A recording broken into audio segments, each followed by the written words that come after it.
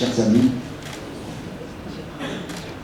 c'est toujours un grand bonheur de se retrouver l'année suivante, de savoir que nous sommes là, avec en pensée ceux qui nous ont quittés. Nous allons nous offrir, comme nous le faisons depuis le début de l'année, des vœux. Ne doutons pas qu'ils soient sincères. Ce que je souhaite, c'est que le Jazz de Bouffan vive encore mieux, avance encore loin. Il y a quand même une vie associative très très grande où tout le monde peut y trouver son bonheur.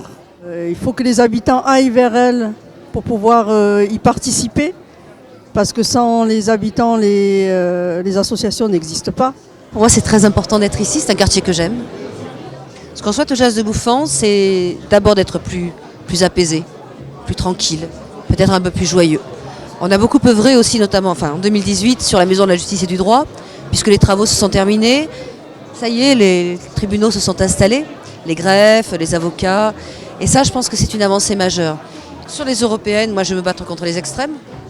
Je vais me battre pour l'UDI, qui est mon parti, puisque nous aurons une liste autonome, mais dans le même temps, contre les extrêmes, qui essayent de faire de la récupération à tout va et qui pourraient nous mener à la catastrophe, à mon avis.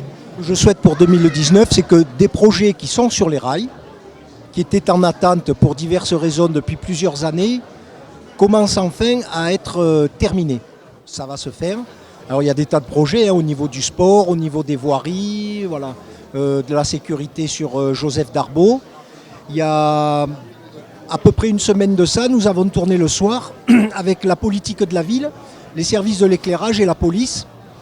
On a fait tout le tour du Jazz de Bouffan à pied, de à peu près 18h jusqu'à 21h, où on a répertorié tous les coins qui pouvaient encore poser problème à la nuit tombée.